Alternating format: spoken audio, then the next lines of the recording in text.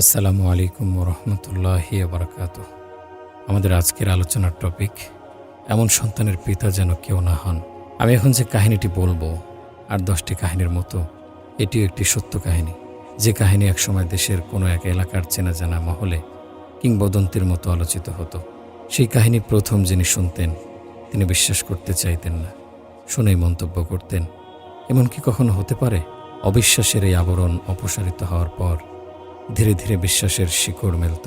এখনও যারা এই ঘটনা প্রথম শোনেন তারাও সংশয়ে পড়েন, তারপর বিশ্বাস করেন, কারণ এখন তাড়াতাড়ি বিশ্বাস করার মতো এমন বহু ঘটনা ঘটছে। জামানা অনেক বদলে গেছে। কাহিনীর মূল চরিত্রের নাম আব্দুল জব্বার।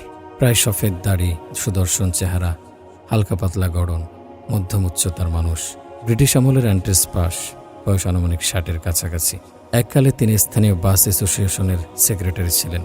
এলাকার প্রায় সবাই তাকে চিনত। কাহিনীর সাথে সংশ্লিষ্ট আরও 2 ব্যক্তির নাম যথাক্রমে আরমান ও আফজাল। আফজাল সাহেব আরমানের সম্পর্কে দুলাভাই হন। আরমানের বয়স 16 কি 17 হবে। 4 বছর পূর্বে পিতামাতা উভয়কে হারিয়ে এতিম হয়েছে। এজন্য সে পিতামাতার বয়সী কোনো দম্পতিকে দেখলেই হৃদয়ের গহীন থেকে তীব্র বেদনা অনুভব করেন। জব্বার সাহেবের সঙ্গে আফজাল সাহেবের বন্ধুত্ব বেশ পুরনো। তাদের অকৃত্রিম বন্ধুত্বের কথা সকলের মুখে মুখে। সেই সুবাদে জব্বার সাহেব আরমানকেও চেনেন। তাকে দেখলে মাথায় হাত বুলিয়ে আদর স্নেহ করেন। কুশলাদি জিজ্ঞেস করে বাড়ির খোঁজ খবর নেন। আরমান বহুবার জব্বার সাহেবের অফিসেও গিয়েছে। জব্বার সাহেবের অফিস সংলগ্ন ছিল একটি বিরাট মসজিদ। আজও সেই মসজিদটি আছে। রাস্তার কাছে মসজিদটি থাকার কারণে প্রতি ওয়াক্তের নামাজে মুসল্লিদের বিপুল সমাগম ঘটত। আরমান প্রায়ই ওই মসজিদে নামাজ পড়ে। একদিনের ঘটনা, আরমান সবেমাত্র আসরের নামাজ শেষ করেছে। মসজিদে মুসল্লিদের কোনো ভিড় নেই, কেননা মসজিদের নিয়মিত জামাত সমাপ্ত হয়েছে বহু আগেই।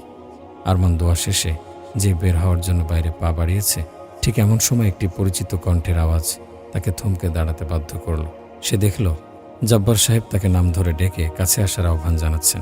আরমান জব্বার সাহেবের ডাক শোনার সাথে সাথে দ্রুত তার নিকট উপস্থিত হয়ে সালাম দিলেন। কুশলাদি জিজ্ঞেস করল, জব্বার সাহেবও পূর্বের অভ্যাস মতো তার মাথায় হাত বুলিয়ে আদর করলেন। অতঃপর কোনো ভূমিকা ছাড়াই সম্পূর্ণ অপ্রাসঙ্গিকভাবে হঠাৎ প্রশ্ন করলেন, আচ্ছা আরমান, তোমাকে জিজ্ঞেস করি, তোমার পিতার চেয়ে সুন্দর, শিক্ষিত, মূল্যবান পোশাকে সুসজ্জিত ঠিক তোমার পিতার বয়সী কোনো লোক দেখলে কি তোমার পিতার সঙ্গে তাকে তুলনা করে নিজের পিতাকে নিকৃষ্ট মনে করবে? না, কখনো না। তার কথার আগাগোড়া না বুঝেই আরমান জবাব দিল, তোমার পিতার চেয়ে যদি তুমি অধিক বিদ্বান হয়ে যাও, অনেক বড় চাকরি পাও এবং তোমার পদটা যদি হয় ঈর্ষণীয়, আর তোমার পিতা যদি লুঙ্গি পাঞ্জাবি পরে তোমার মায়ের হাতের বানানো পিঠা নিয়ে তোমার বাসায় বেড়াতে আসেন, তাহলে কি তুমি বাসার লোকজনকে এই বলে পরিচয় দেবে যে এই লোকটি তোমার গ্রামের মানুষ? অবশ্যই না। কিন্তু আমার তো পিতা নেই। না থাক তোমার পিতা, আমি তো জানি তোমার পিতা নেই। সকলের তো পিতা থাকে না। চাচা, মামা, খালু, ফুফা, ভাই তো তোমার আছে। তারা তোমার বাসায় গেলে কি তাদের গ্রামের মানুষ বলে পরিচয় দেবে? তারা গরিব হওয়ার কারণে তুমি কি তাদের আসল পরিচয়টা গোপন রাখবে? না, যার সঙ্গে আমার যে সম্পর্ক সে পরিচয়ই দেব, আরমান জবাব দিল। কিন্তু বলে তিনি আর বলতে পারলেন না। একটা চাপা দীর্ঘ নিঃশ্বাস তার বুকের ভেতরটায় যেন সম্মুখ মন্থন করে দুমড়িয়ে নিংড়িয়ে বের হয়ে এলো।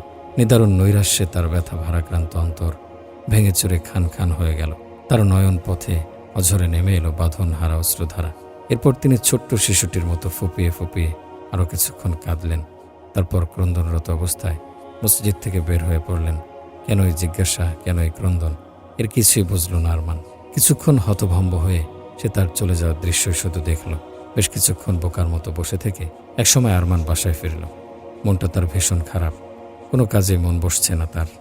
রাতে খাওয়া দাওয়ার পর দুলাভাই আফজাল সাহেবের নিকট পুরো ঘটনা বর্ণনা করল। কিন্তু আশ্চর্যের বিষয় হলো, তিনি ঘটনা শুনে যাচ্ছেন কিন্তু কোনো কথা বলছেন না। তার চোখ দুটো ক্রমেই অশ্রু সজল হয়ে উঠছে, এমনকি 2 ফোঁটা অশ্রুবিন্দু গড়িয়ে পড়তেও দেখা গেল। আরমানের কাহিনী বলা যখন শেষ, তখন দুলাভাই একটা দীর্ঘ নিঃশ্বাস ছেড়ে বললেন, বন্ধু আব্দুল জব্বার কম দুঃখে কাঁদেনি। এ কান্নার ইতিহাস আছে, বড়ই করুণ সেই ইতিহাস। শুনবে তুমি সেই ইতিহাস? আরমান বলল, অবশ্যই শুনব। কথা বলে সে একটু নড়ে চড়ে বসল। জব্বার সাহেবের একমাত্র ছেলে মানিক। আফজাল সাহেব বলতে শুরু করলেন, আসল নাম আমি জানি না। মানিককে ঘিরে তিনি নানান স্বপ্ন দেখতেন। স্বামী, স্ত্রী ও ছেলে, এই 3 জনের ছোট্ট সংসার।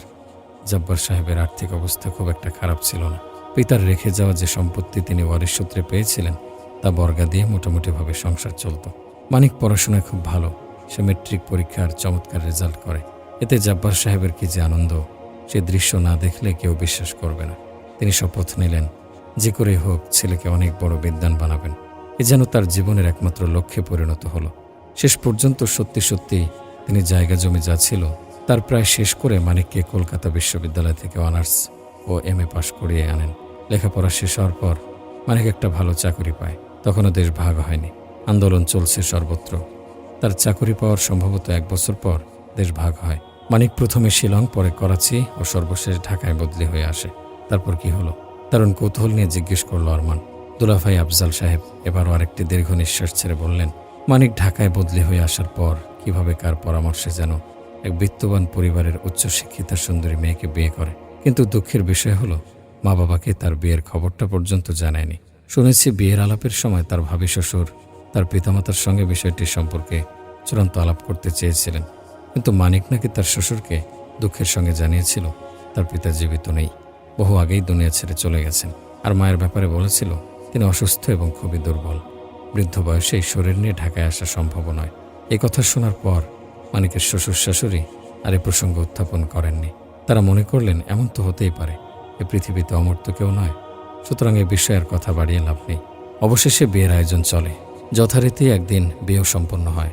কিন্তু শ্বশুরবাড়ির লোকজন ঘুণাক্ষরেও কল্পনা করতে পারেননি যে জামাই বাবাজি তার পিতাকে জিন্দা রেখে মৃত বলে ঘোষণা করেছেন। বিয়ের পর মানিক পিতার নিকট পত্র লেখে।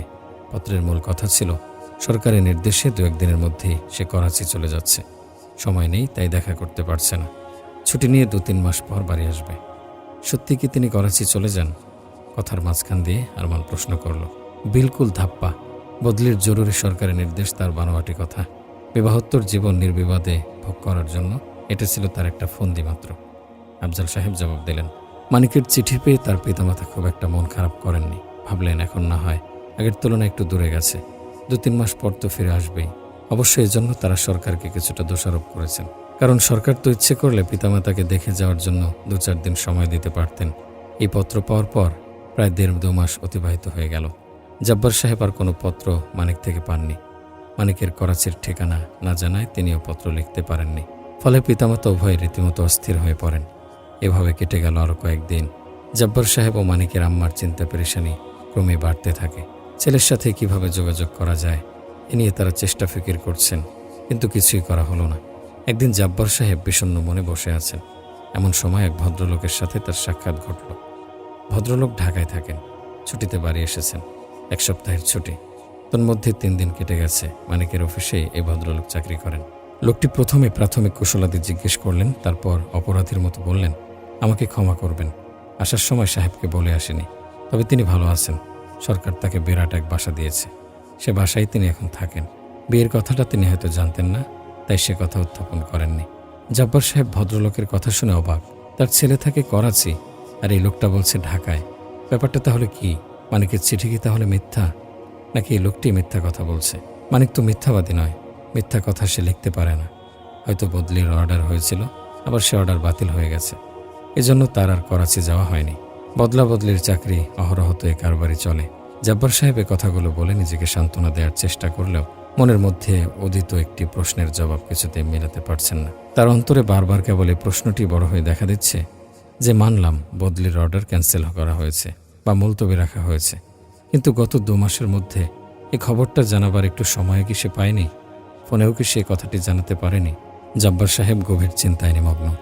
সামনে দণ্ডায়মান লোকটির কথা তিনি যেন ভুলেই গেছেন। লোকটি তাকে চিন্তিত দেখে বললেন, কি এমন ভাবছেন? খবর থাকলে বলে দিন, অথবা একটি চিঠি লিখে দিন, আমি হাতে হাতে সাহেবের কাছে পৌঁছে দেব। জব্বার সাহেব বললেন, না, চিঠি আর দিচ্ছি না, আমি নিজেই ঢাকা যাব। আপনি আমার আগে ঢাকা চলে গেলে তাকে বলবেন তার মাও আমি ভালো আছি। জি বলবো। কথা বলে একটি সালাম জানিয়ে ভদ্রলোক কেটে পড়লেন। জব্বার সাহেব কোনো অবস্থাতে হিসাব মেলাতে পারছেন না। ব্যাপারটি তার নিকট কেমন যেন লাগছে। অবশেষে বাড়ি গিয়ে স্ত্রীর কাছে বললেন, একজন লোকের মাধ্যমে জানতে পারলাম মানিক আবার ঢাকায় চলে এসেছে। আমি ঢাকায় গিয়ে তাকে দেখে আসি। মানিকের মায়ের কথা শুনে তো মহা খুশি।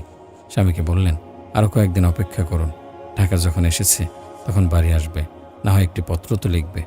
খবরটা ভালো করে জেনে নিন। 2-4 দিনের মধ্যে কোনো চিঠিপত্র না পেলে ঢাকায় চলে যান, গিয়ে তাকে নিয়ে আসবেন। অনেকদিন হয় বাচ্চাকে দেখিনি। স্ত্রীর কথায় জব্বার সাহেব কয়েকদিন অপেক্ষা করলেন, কিন্তু কোনো পত্র এলো না। এরই মধ্যে অন্য এক মাধ্যম থেকে জানতে পারলেন সরকারি একটি অনুষ্ঠানে মানিক বক্তৃতা দিয়েছে। সুতরাং মানিক যে এখন ঢাকায় আছে এ ব্যাপারে জব্বার সাহেবের আর কোনো সংশয় রইল না। তাই এবার তিনি নিজেই ঢাকায় যাওয়ার সিদ্ধান্ত নিলেন। স্ত্রীকে বললেন, ছেলের জন্য কিছু পিঠা বানিয়ে দিও। মানিক কবে বাড়ি আসবে তা তো বলা যায় না।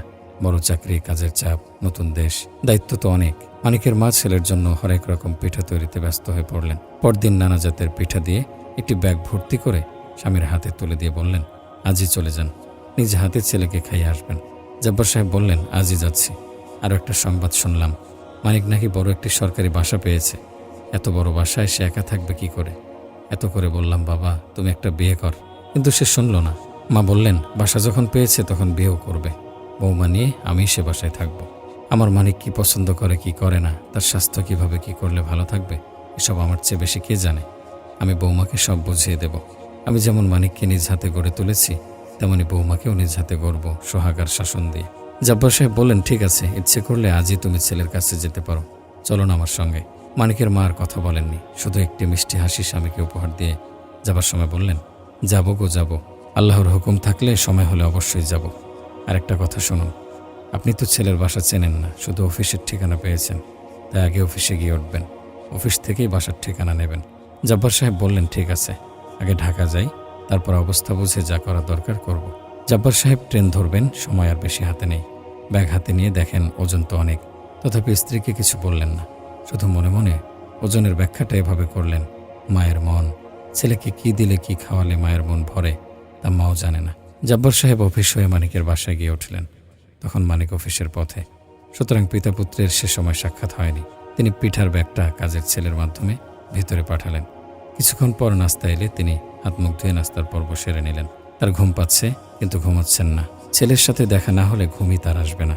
কখন যে মানিক আসে সে অপেক্ষাই করছেন। এই অপেক্ষার সময়টুকু কাজে লাগানোর জন্য কাজের ছেলেটির সাথে আলাপ জুড়ে দেন তিনি। এক পর্যায়ে ছেলেটি জিজ্ঞেস করল, আপনি সাহেবের কি হন? রসিকতা করে জব্বার সাহেবের একটি স্বভাব, তাই ওই ছেলেটির সঙ্গেও তা ইস্তেমাল করতেও ভুলে যাননি। ছেলেটির প্রশ্নের জবাবে বললেন, তোমার সাহেবের আমি কি হই তা তুমি তোমার সাহেবের কাছ থেকে জেনে নিও।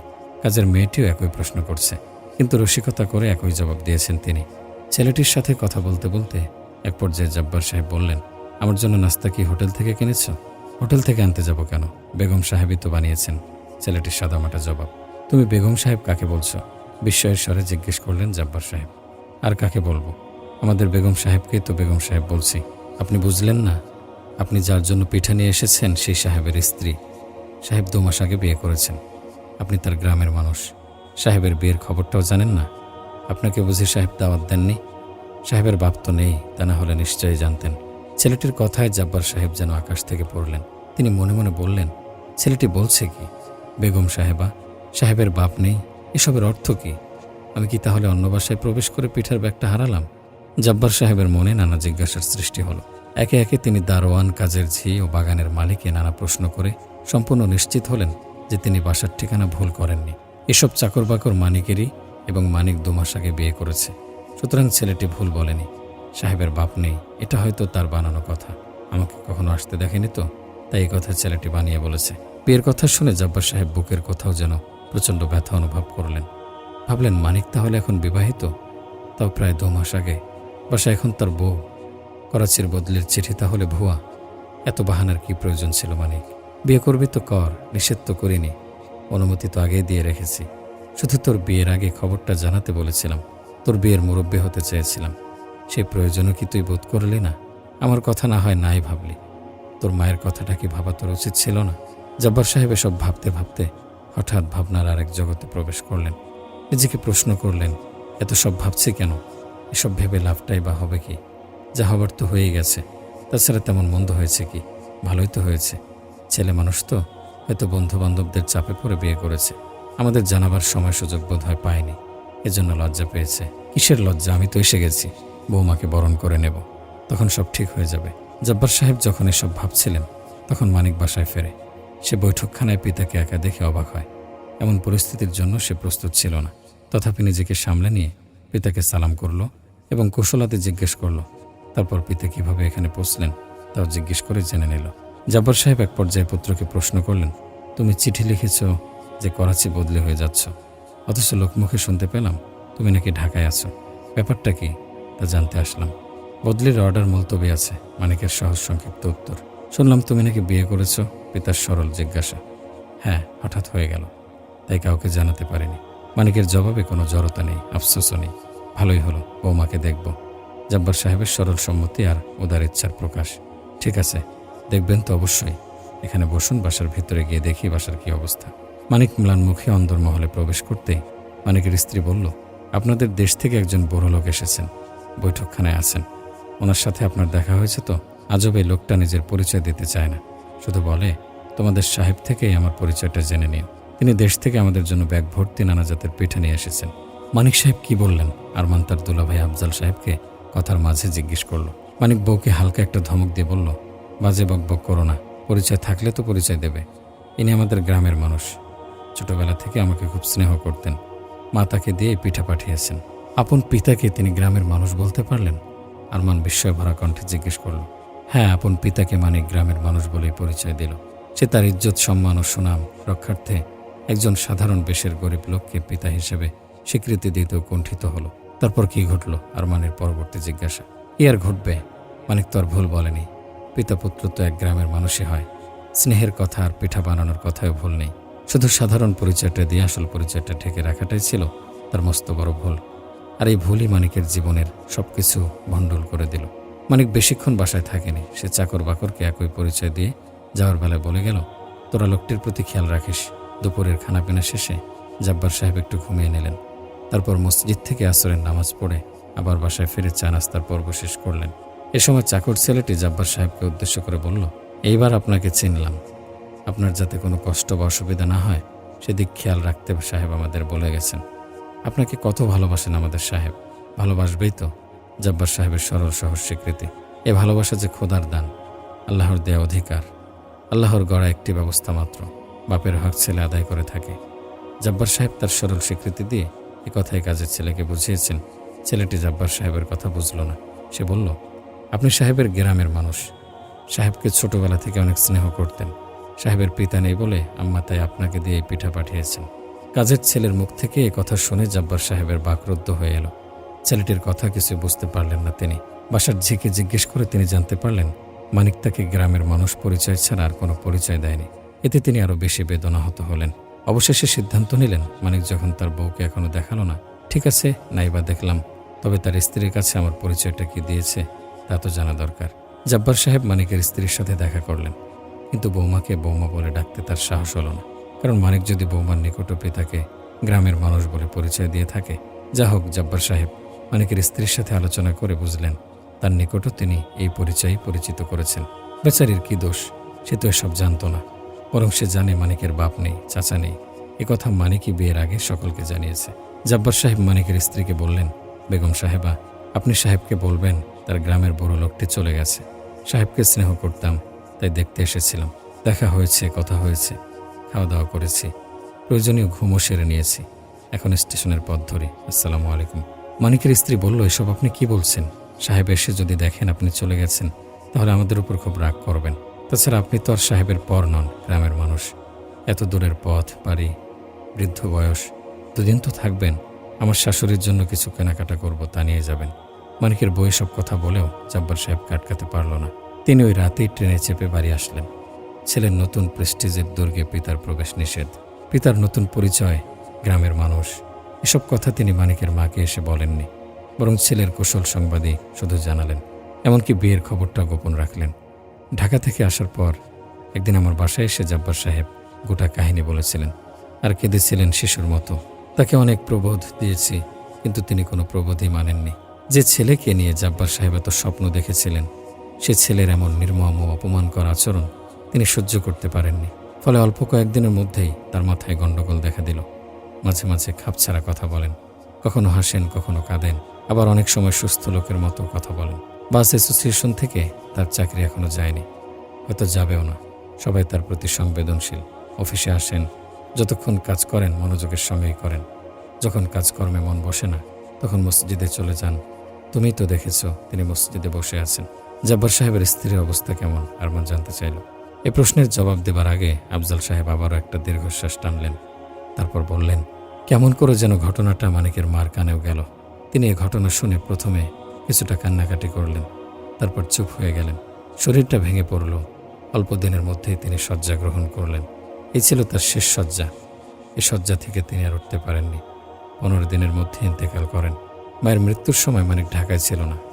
যে করাচির ধোঁকা দিয়ে নববধূকে নিয়ে পরম আনন্দ উল্লাসের সময় কাটানোর জন্য মানিক সেও পিতামাতার নিকট মিথ্যা চিঠি লিখেছিল, মায়ের ইন্তেকালের সময় সেই করাচিতে এসেছিল। মায়ের মুখ দেখার কপাল তার হয়নি। এই ঘটনার কয়েকদিন পর থেকেই মানিকের পতন শুরু হয় আপন পিতাকে অপমান করার নির্মম পরিণতি। কথায় বলে, পাপ বাপকেও ছাড়ে না। মানিকের বেলায় ওই সত্যটি স্পষ্ট হয়ে দেখা দিল। সে এবার পদে পদে বিভিন্ন ইস্যুকে কেন্দ্র করে উপরস্থ অধীনস্থ সকলের দ্বারা অপমানিত হতে লাগলো। যে মানিককে এককালে সবাই সমীহ করে চলত, শ্রদ্ধা করত, সে মানিকে আজ সকলের চক্ষুশূলে পরিণত হলো। আজ কারো অন্তরেই মানিকের জন্য শ্রদ্ধা নেই, ভালোবাসা নেই, নেই কোনো দয়ামায়া। কি এক অদৃশ্য শক্তির ইঙ্গিতে যেন সকলেই তার প্রতি নিষ্ঠুর হয়ে উঠল। সকলের মনে জন্ম নিল ঘৃণা আর বিদ্বেষ। এই অবস্থা মানিকের সহ্য হয় না। তার সুন্দর সুঠাম স্বাস্থ্য ভেঙে পড়তে শুরু করে। কাজে কর্মে মন বসতে পারে না। কোনো কিছুতেই ভালো লাগে না তার। জীবনকে দুর্বিষহ মনে হয়। সে এখন বুঝতে পারে আপন পিতামাতাকে সীমাহীন কষ্ট দেওয়ার ফলেই তার এই চরম পরিণতি। এভাবে কয়েক বছর দুর্বিষহ জীবনযাপনের পর জীবনের প্রতি মানিকের চরম অনীহা সৃষ্টি হয়। পৃথিবীতে চলাফেরা, ওঠা বসা ও বেঁচে থাকাকে মনে হয় অর্থহীন অসার। মনে হয় ভূপৃষ্ঠ যেন তার পদভার সইতেও নারাজ। এমনকি প্রিয়তম স্ত্রীর চোখেও সে আজ চরম ঘৃণিত এক নরঘাতক। কেননা বিশ্বস্ত সূত্রে সেও ঘটনাটা জেনে গিয়েছিল। কিছুদিন পর এক মোটর দুর্ঘটনায় মানিক মর্মান্তিকভাবে নিহত হয়। ছিন্ন ভিন্ন হয়ে যায় তার দেহ। তবে রহস্য আজও উদ্ঘাটিত হয়নি যে মানিকের এই মৃত্যু কি নিছক দুর্ঘটনা ছিল, নাকি এটি ছিল দুঃসহ জীবন অবসানের জন্য স্বেচ্ছায় জীবনদান, আত্মহত্যা। প্রিয় দর্শক, এ হলো জাব্বার সাহেবের কান্নার ইতিহাস, যাকে আপনারা বলতে পারেন লায়েক। সন্তানের প্রেস্টিজ কাহিনীর মর্মান্তিক ইতিহাস। প্রাণ ভরে দোয়া করি এমন মানিকদের পিতা যেন আল্লাহ পাক কোনো জাব্বার সাহেবকে না করেন। পাশাপাশি ওই শিক্ষা থেকে আল্লাহর দরবারে পানাহ চাই, যে শিক্ষা জন্মদাতা পিতাকেও সঠিক পরিচয় দিতে বাধা দেয়। এমন শিক্ষায় শিক্ষিত বড় পদের চাকরিজীবী থেকে মূর্খ কৃষক যুবক কি অধিকতর মহান নয়, যে তার পিতামাতাকে পরম ভালোবাসায় আব্বা আম্মা বলে ডাকে। হযরত আবু হুরায়রা রাদিয়াল্লাহু আনহু থেকে বর্ণিত এক হাদিসে রাসূল সাল্লাল্লাহু আলাইহি সাল্লাম বলেন, নিজের পিতার পরিচয় দিতে অনীহা বোধ করো না, কারণ যে ব্যক্তি নিজের পিতার পরিচয় দিতে অনীহা বোধ করে সে কুফরি করল। সাদ ইবনে আবি ওয়াক্কাস রাদিয়াল্লাহু আনহু থেকে বর্ণিত অপর এক হাদিসে নবী করিম সাল্লাল্লাহু আলাইহি সাল্লাম ইরশাদ করেন, যে ব্যক্তি নিজের পিতা ছাড়া অন্য লোকদের নিজের পিতা বলে পরিচয় দেয়, অথচ সে জানে ওই ব্যক্তি তার পিতা নয়, এমন ব্যক্তির জন্য জান্নাত হারাম।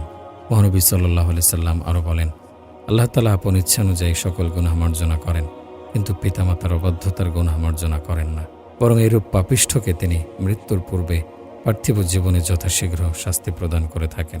মোহতারাম ভাই ও বোন, এ পর্যায়ে আমাদের আরেকটি কথা খুব ভালো করে স্মরণ রাখা উচিত। তাহলে সন্তান থেকে ভালো ব্যবহার পাওয়ার জন্য তাকে তো সেভাবে গড়ে তোলা পিতামাতারই অন্যতম দায়িত্ব। সন্তানকে শিষ্টাচার না শিখিয়ে, উত্তম শিক্ষায় শিক্ষিত না করে তার থেকে সুন্দর ব্যবহার আশা করার দৃষ্টান্ত তো ঠিক যেমন কোনো ব্যক্তি তেঁতুল গাছ রোপণ করে মিষ্টি আম পাওয়ার আশা করে। অর্থাৎ তেঁতুল গাছ রোপণ করে যেমন মিষ্টি আমের আশা করাটা অমূলক ও হাস্যকর, ঠিক তেমনই সন্তানকে সদাচরণ শিক্ষা না দিয়ে, সুশাসন না করে, ধর্মীয় শিক্ষা না দিয়ে তার থেকে উত্তম আচরণের প্রত্যাশা করাটা চরম বোকামি বই কিছুই নয়। রাসূল সাল্লাল্লাহু আলাইহি সাল্লাম বলেন, পিতার উপর সন্তানের প্রথম দায়িত্ব হলো সে আপন সন্তানের সুন্দর নাম রাখবে এবং শিষ্টাচার শিক্ষা দেবে। সুন্দর নাম রাখার অর্থ হলো নামটির চমৎকার অর্থবহ হওয়ার সাথে সাথে তাতে ফুটে উঠবে ধর্মীয় পরিচয়। নাম হবে ইসলামী সংস্কৃতির সাথে সামঞ্জস্যপূর্ণ। একজন প্রকৃত মুসলমান তার সন্তানের নাম কখনো মিন্টু, পিন্টু, স্বপ্না, রত্না, হাসি, জুটি, অনু, তনু ইত্যাদি রাখতে পারেন না। কেননা এসব নামের কোনোটির তো ভালো অর্থই নেই, আর যেগুলোর মোটামুটি অর্থ আছে সেগুলো এমন যার দ্বারা মুসলমানের পরিচয়টাও পাওয়া যায় না। অর্থাৎ নাম শুনে বোঝার কোনো উপায় নেই যে সে কি মুসলমান না অন্য ধর্মাবলম্বী। আল্লাহ আমাদের হেফাজত করুন। রাসূল আকরাম সাল্লাল্লাহু আলাইহি সাল্লাম একটি দীর্ঘ হাদিসের শেষাংশে বলেন, তোমরা নিজেরা পরিবারস্থ লোকদের জন্য সাধ্যানুযায়ী ব্যয় করবে এবং তাদের উপর থেকে কখনোই শাসনের লাঠি উঠিয়ে নেবে না। শাসনের লাঠি না ওঠানোর অর্থ হলো ছেলে মেয়ে ও পরিবারের অধীনস্থ লোকদের প্রতি উদাসীন না থাকা, যার ফলে তারা নির্ভীক হয়ে যা ইচ্ছে তাই করতে থাকবে।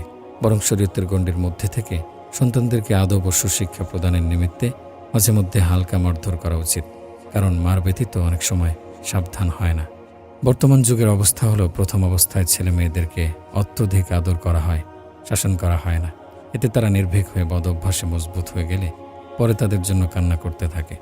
অথচ সন্তানকে কর্ম থেকে ফিরিয়ে রাখা বা মারপিটকে আদর যত্নের পরিপন্থী মনে করা তাদের সাথে শত্রুতা ছাড়া আর কিছুই নয়।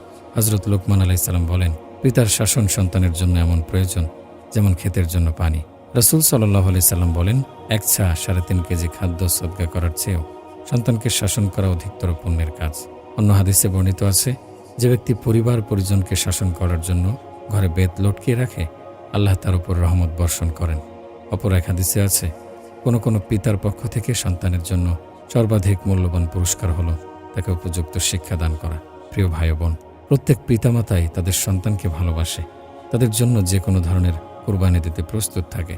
কিন্তু আমার প্রশ্ন হলো, যে প্রিয় সন্তানদের কল্যাণে আমরা নিজেদের সহায় সম্পত্তি এমনকি প্রয়োজনে জীবন পর্যন্ত বিলিয়ে দিতেও কুণ্ঠিত হই না, তাদেরকে যদি সদাচারী বানাতে না পারলাম, তাদের চিরস্থায়ী মঙ্গলের উদ্দেশ্যে প্রয়োজনীয় ধর্মীয় শিক্ষাটুকু দিতে না পারলাম, তবে আমাদের এই ভালোবাসার দাবি কতটুকু যথার্থ? পিতা হয়ে মাতা হয়ে যদি সন্তানদের দায়িত্ব পালনে অক্ষম প্রমাণিত হলাম, তবে ব্যর্থ পিতৃত্বের ও ব্যর্থ মাতৃত্বের কী সার্থকতা রয়েছে? আমি যদি আমার সন্তানকে সত্যিকার অর্থে ভালোবেসে থাকি, তাহলে আমার ভালোবাসার দাবি কি এটা নয় যে আমি তার জন্য এমন কিছু করব যা সত্যিকার অর্থেই তার জন্য মঙ্গলজনক? তাই আসুন পিতামাতার হকগুলো জেনে নেওয়ার পাশাপাশি সন্তানের হকগুলো জেনে নেই, তারপর এগুলোর উপর আমল করতে সচেষ্ট হই। তাহলে ফলাফলেই দাঁড়াবে যে সন্তান থেকে চেয়ে শ্রদ্ধা আদায় করার প্রয়োজন পড়বে না। মোট কথা, আমি পিতা কিংবা মাতা হিসেবে যদি আমার দায়িত্ব 100% আদায় করতে পারি, তবে সন্তানরাও তাদের দায়িত্ব পালন করবে ইনশাআল্লাহ। আল্লাহ আমাদের বোঝার তৌফিক দিন। আমিন।